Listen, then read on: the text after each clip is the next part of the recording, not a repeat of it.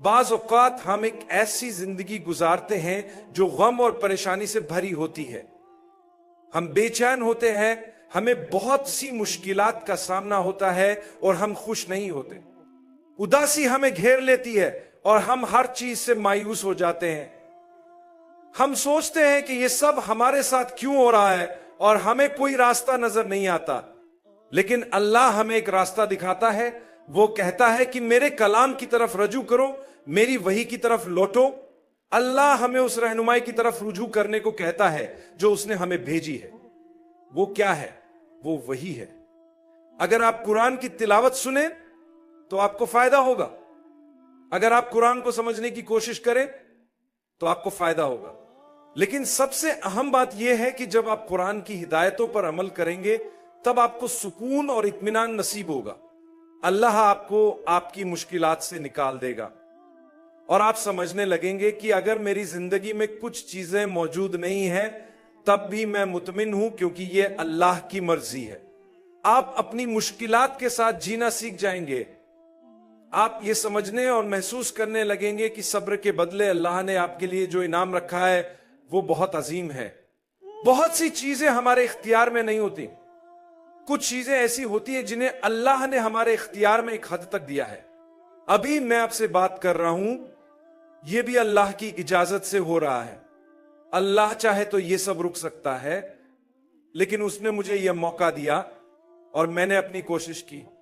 तो अल्लाह ताला इस बात का जिक्र करते हैं कि क्यों कभी कभार लोगों की जिंदगी इतनी तंग हो जाती है कि वो महसूस करते हैं जैसे सब कुछ खत्म हो गया। इस आयत पर बात करने से पहले मैं ये जिक्र करना चाहूंगा कि ये किसी भी शख्स के साथ हो सकता है, चाहे वो नेक हो या गुनहगार।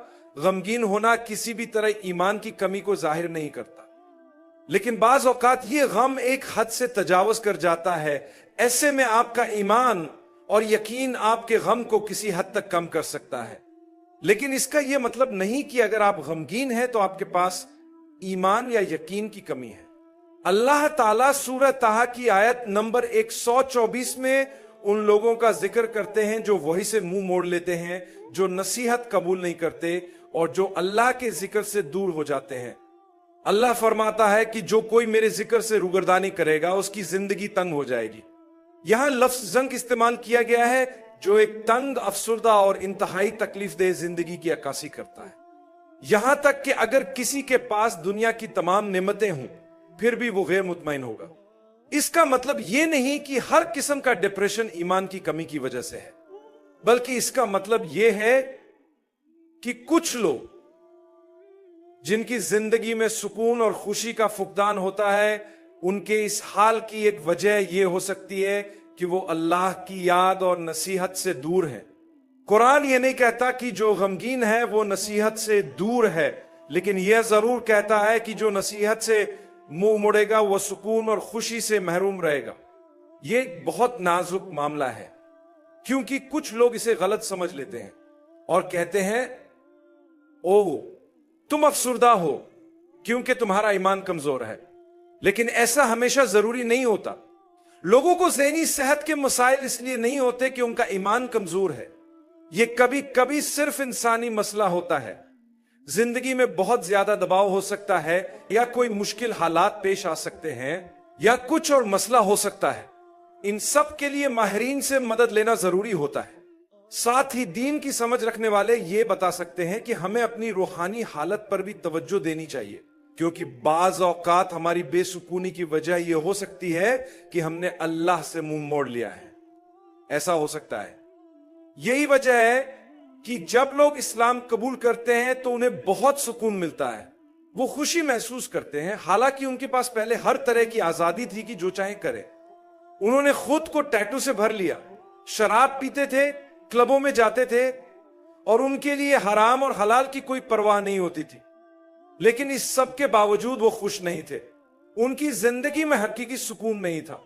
अल्लाह फरमाता है अपनी जिंदगी को अल्लाह के हुक्म के मुताबिक गुजारो, अपने खालिक के अहकाम की पैरवी करो, इससे तुम्हें इन सब मसाइल का हल मिलेगा। अगर तुम मोमिन हो तो वही करो जो अल्लाह को खुश करे, तो तुम्हें सुकून हासिल होगा। उन लोगों को देखें जिनकी आदत अच्छी होती हैं, ان کے چہروں سے ہی پہچانا جا سکتا ہے کہ وہ پرسکون اور خوشحال زندگی گزار رہے ہیں، وہ اپنی زندگی کو ایک اچھے طریقے سے چلاتے ہیں۔ اسی لیے اللہ حقیقی مومنوں کو بیان کرتے ہوئے فرماتا ہے کہ وہ زمین پر عاجزی سے چلتے ہیں۔ ان کے طرز عمل سے فوراً ظاہر ہوتا ہے کہ یہ لوگ اللہ کے عبادت گزار ہیں، اور فوراً پہچان لیے جاتے ہیں کہ یہ لوگ اللہ کے بندے ہیں۔ جب کوئی شخص اپنے آپ کو یا شیطان کو اپنا معبود بنا لیتا ہے تو اس کی زندگی میں کچھ نشانیاں ظاہر ہوتی ہیں۔ یہ نشانیاں بتاتی ہیں کہ وہ شخص اپنے آپ سے بھی دور ہو گیا ہے۔ اللہ تعالی ہمیں حقیقی ایمان عطا فرمائے اور ہمیں حقیقی فرما بردار بنائے۔ قرآن پاک میں اللہ فرماتا ہے کہ جو شخص ہماری وحی سے منہ موڑتا ہے اس کی دنیاوی زندگی تنگ اور بے سکون ہو جائے گی۔